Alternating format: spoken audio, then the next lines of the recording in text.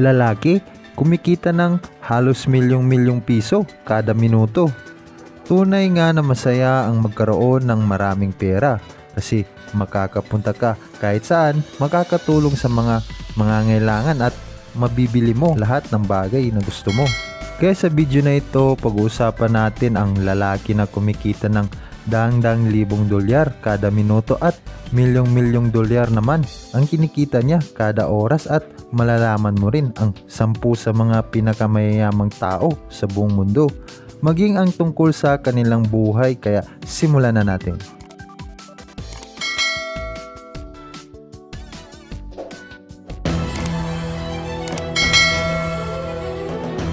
Sa ngayon, siya na ang pinakamayamang tao sa buong mundo at hindi ito si Bill Gates. Ang taong ito ay si Jeff Bezos na siya ngayon ang pinakamayamang tao sa buong mundo. Ipinanganak siya noong January 12, 1964 sa Albuquerque, New Mexico.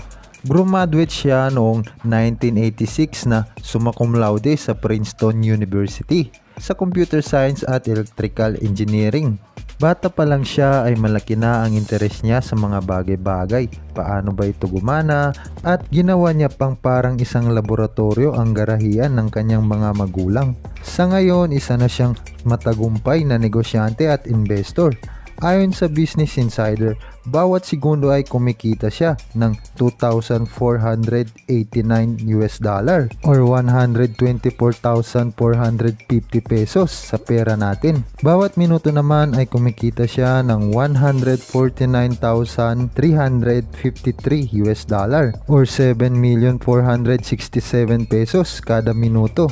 Bawat araw naman ay kumikita siya ng $250,068,493. Kaya na-imagine mo ba kung magkano ang kinikita niya kada buwan? Sa ngayon, ang net worth niya ayon sa Forbes ay nasa $131 billion. Kung sa pera natin naman ay aabot yan sa ganitong kadaming pera.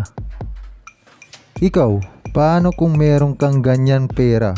Paano mo yan uubusin sa isang araw? Take note na hindi yan 100 milyon lang, kundi 100 bilyong dolyar. Kahit nga siguro 1 taon o 10 taon pa ay hindi mo yan mauubos. Comment down below kung anong gagawin mo kung meron kang $100 billion.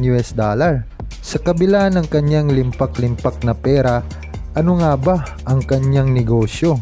Si Jeff Bezos ang founder, CEO at presidente ng kilalang e-commerce business na Amazon.com na mahahalin tulad din sa Lazada at Shopee.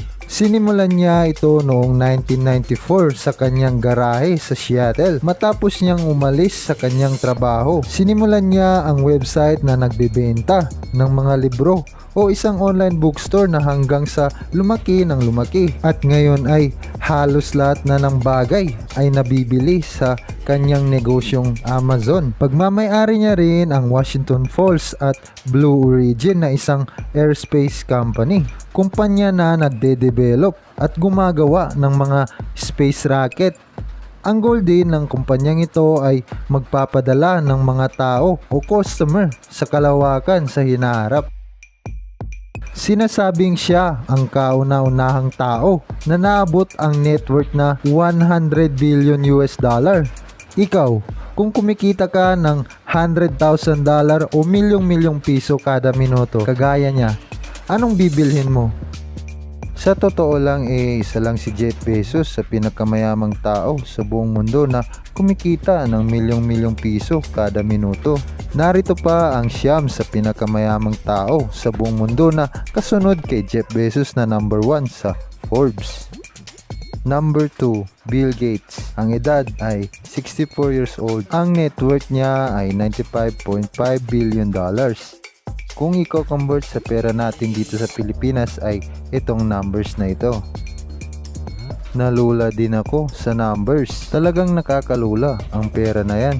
Ang founder ng Microsoft na si Bill Gates ang nananatiling pasok sa 10 pinakamayamang tao sa buong mundo kahit ilang taon na ang lumilipas. Sinimulan niya ang Microsoft noong 1975 kasama si Paul Allen hanggang lalong lumaki ang kumpanya at naging pinakamalaking PC software company sa buong mundo. Kilala siya sa pagdodonate ng limpak-limpak na pera sa mga charity at sa mga scientificong research program gamit ang kanyang foundation na Bill and Melinda Gates Foundation.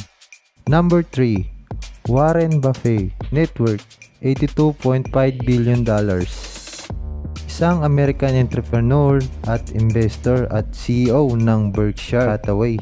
Siya din ang pinakamatagumpay na investor sa buong mundo, kaya naman maraming tao ang iniidolo siya pagdating sa investing. Ang napaka-humble na taong ito ay nananatili pa rin sa kanyang bahay na binili niya noong hindi pa siya mayaman sa Omaha, Nebraska. Nabili niya ito noong 1958 pa. Ayon sa Business Insider, bumibili pa din si Warren ng kotse na may discount at hindi basta-basta nagpapalit. Mas nag-i-enjoy din siyang kumain sa McDonald's. Number 4. Bernard Arnault and Family, net worth $76 billion. CEO ng Louis Vuitton, isang matagumpay na kumpanya sa larangan ng luxury fashion brand Louis Vuitton. Ang produkto ay ang mga bag, damit at accessories. Ang bag ng kumpanyang ito ay nagre-range sa 10,000 pesos hanggang 100,000 pesos. Pero bakit nga ba napakamahal ng mga bag na ito? Isa sa rason kung bakit napakamahal ng LV bag ay dahil waterproof at fireproof ang mga ito. O hindi basta nasusunog, napakatibay din ang mga ito dahil pwede mo silang gamitin kahit 20 years pa. Number 5. Carlos Slim Helú and Family, net worth $64 billion. Ang pinakamayamang tao sa bansang Mexico kasama ang kanyang pamilya. Pagmamay-ari niya ang Grupo Carso. Ito ay binubuo ng mga iba't ibang brand mula sa iba't ibang industriya, mula sa pangkalusugan, media, electricity, real estate at retailing. Number 6. Amancio Ortega, net worth $62.7 billion.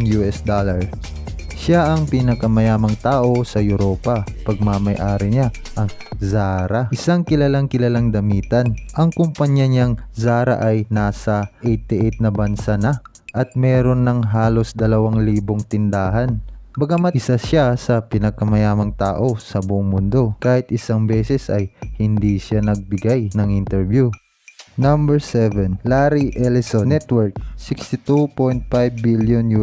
Ang edad niya ay 39 years old, founder ng Oracle Corporation, isang matagumpay na tech company at meron nasa 100,036 na mga employees. Ang 70% ng isla sa Hawaii ay sinasabing pagmamay-ari niya. Meron itong golf courses, mamahaling resort at marami pang iba na umaabot sa $500,000 million ang halaga. Number 8. Mark Zuckerberg, net worth $62.3 billion.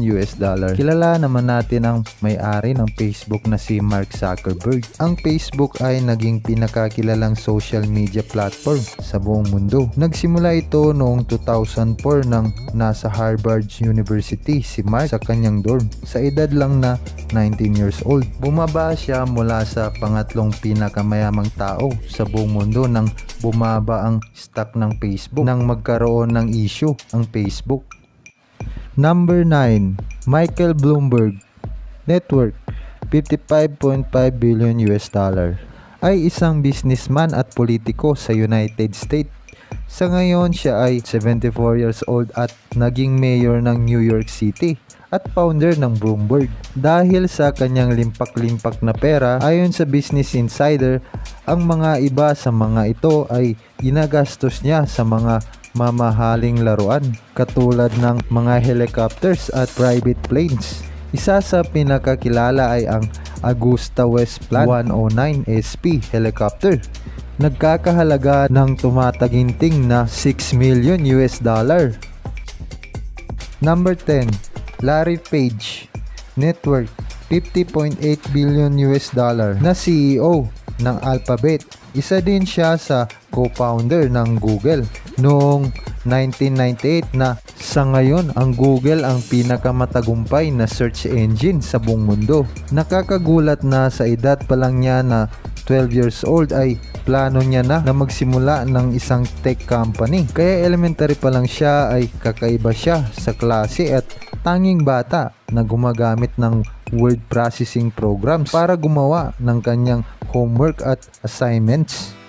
Tunay nga na masaya ang magkaroon ng pera, pero dapat kahit meron tayong konti o walang pera ay matuto pa rin tayong maging masaya.